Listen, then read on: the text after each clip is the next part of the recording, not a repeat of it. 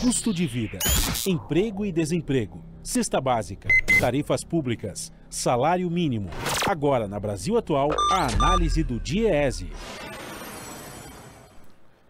E nós vamos conversar agora com o diretor técnico do DIEESE, Fausto Augusto Júnior.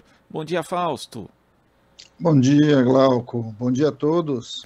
Fausto, na sexta-feira o IBGE divulgou o Índice Nacional de Preços ao Consumidor Amplo, o IPCA 15, considerado a prévia da inflação oficial do país, e ele ficou em 0,69% em junho, acima da taxa de 0,59% de maio. E com esse resultado já são 10 meses seguidos com a inflação anual rondando ali os 2 dígitos. Mesmo tendo desacelerado no acumulado de 12 meses, o índice ainda representa mais de 2 vezes a meta oficial para a inflação deste ano, que é 3,5%, com margem de 1,5% para mais ou para menos. Fausto, por mais que alguns sinais pudessem indicar que haveria um arrefecimento da inflação, ela continua firme e forte, né? Glauco, esse é um dado bastante preocupante. A inflação já está na casa dos 12%. Havia uma expectativa, até por conta da queda de alguns alimentos vinculados à safra, que a inflação pudesse cair um pouco, mas a prévia do IPCA 15 vai mostrando aí que a inflação continua acima do 0,5% ao ano, aí nesse caso 0,69%, e que de alguma forma a gente está assistindo aí muito impacto, principalmente da alta dos combustíveis, que está se disseminando para o conjunto da economia. É bom lembrar que no caso do IPCA 15 ainda, Glauco, a inflação não contabiliza, né, esse período não contabiliza a alta no preço do combustível que aconteceu no último dia 18, ou seja, que deve impactar ainda a inflação que vai vir cheia agora no mês de junho. O IPCA 15 mostrou também um dado significativo, que foi o aumento, né, o que mais puxou essa inflação foi o aumento nos planos de saúde, o aumento na parte de saúde, que de alguma forma vai mostrando como que a inflação passada começa a alterar a inflação futura. De alguma forma, a gente está assistindo aí um momento em que a questão dos preços é um problema no mundo, mas no Brasil ganha os seus contornos, muito principalmente por uma política econômica, basicamente, que está simplesmente à deriva, não há nenhum tipo de mecanismo que de alguma forma lide com as principais causas aí do aumento da inflação, principalmente os preços administrados, que de alguma forma o governo simplesmente abriu mão de fazer a sua parte. A única alternativa aí que o governo vem trabalhando está na mão do Banco Central, que é a constante alta da taxa de juros, e aí a gente vai assistindo um pouco os dilemas que estão colocados para a economia brasileira, que de um lado tem inflação alta, de outro já está com juros bastante altos, o que vai ampliando aí a nossa crise. De alguma forma, esses são dados que estão colocados e que a gente ainda deve conferir aí até no começo do mês que vem, como é que ficou a inflação cheia aí para junho de 2022. Nós tivemos durante todo esse período de inflação alta, os pobres acabando arcando, né, com os custos dessa elevação inflacionária, principalmente por conta da alta dos alimentos, e nesse mês também tem esse dado da saúde privada, né, uma alta de 15,5% que chega ali e afeta também a classe média de uma forma bastante dura. Então a gente pode dizer hoje que essa inflação está atingindo todos os segmentos da sociedade, Fausto? Sem dúvida, né? Principalmente porque se você tem do lado neste mês a questão dos planos de saúde, mas a gente sabe que a alta, principalmente dos combustíveis e da gasolina, ela impacta diretamente quem anda com carro próprio, e aí essa alta, de certo modo, está impactando diretamente a questão da classe média. Mas outros itens também são bastante significativos, como a elevação do preço da alimentação fora de casa, enfim, a alta generalizada nos alimentos é algo bastante significativo, e a sociedade como um todo vem perdendo. A sociedade perde muito com a inflação, mas não há a menor dúvida que quem mais perde são os mais pobres. A gente está assistindo um fenômeno bastante complicado, que é de um lado inflação alta, do outro lado redução da renda, mês a mês a renda do brasileiro cai, e isso que a gente vai chamando aí do fenômeno da carestia. O Brasil hoje vive um problema bastante grave do ponto de vista da inflação, do ponto de vista da perda de renda, do ponto de vista do pouco dinamismo econômico.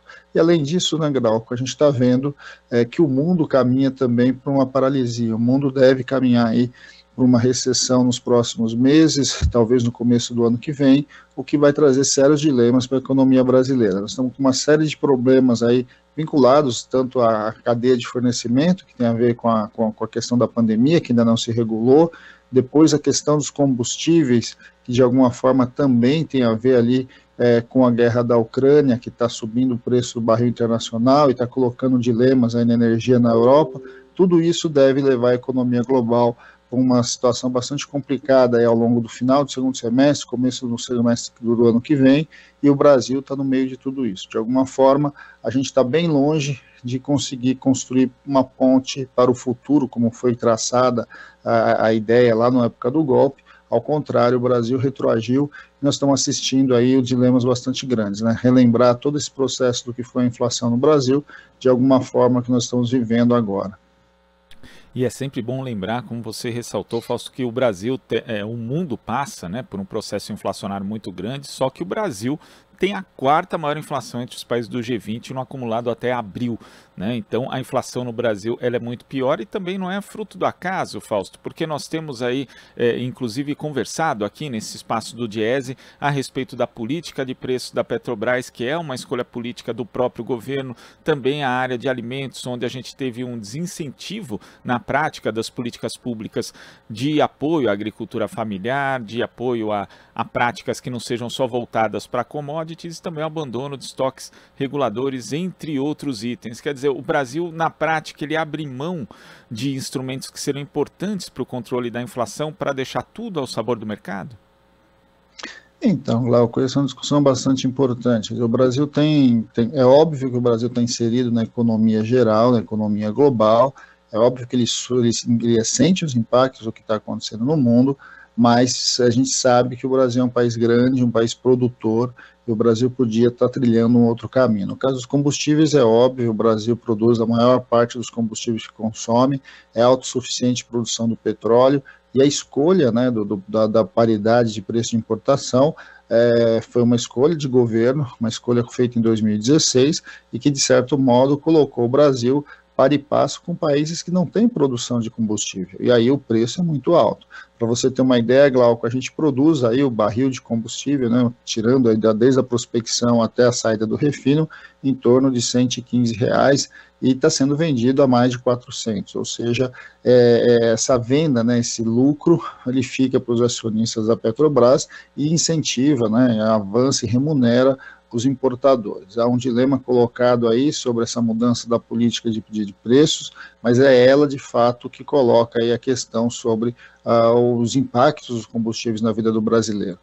O Brasil produz, por boa parte, o dilema que a gente tem um pouco no diesel, mas mesmo assim o Brasil produz 70% do diesel consumido no Brasil, o que permitiria diluir, né, o preço do diesel importado com o diesel produzido nacional. Isso é de um lado. Do lado dos alimentos, a gente já sabe que o Brasil simplesmente zerou seus estoques reguladores, o que coloca o Brasil ao sabor do mercado, e aí alguns grãos, principalmente no momento que a gente está vivendo no mundo, tem uma elevação bastante significativa de preço.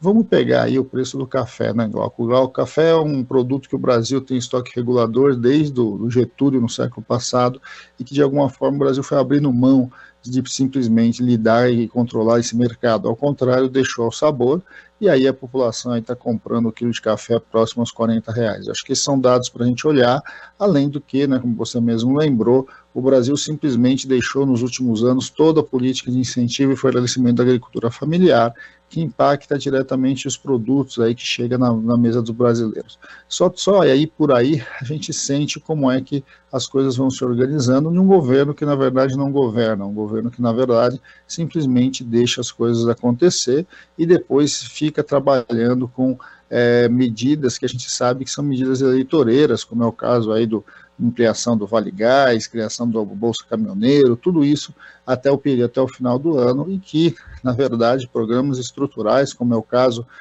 do Bolsa Família, né, que depois foi transformado aí no Auxílio Brasil, tem uma fila de paupérrimos maior do que o próprio número de pessoas dentro do programa. Então, tudo isso vai colocando os dilemas de um país em que mais de 30 milhões de pessoas passam fome, mais de metade da população vive insegurança alimentar e uma inflação que de alguma forma não cede e vai corroendo o salário do conjunto dos brasileiros.